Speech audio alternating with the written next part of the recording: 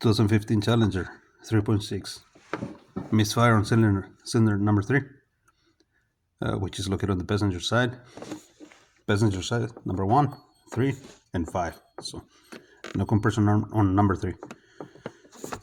And we pulled the valve cover. We checked the camshafts. They're good. There's no damage in the lobes. We checked the lifters and the rollers, and everything is good within. But this is something else you want to look for.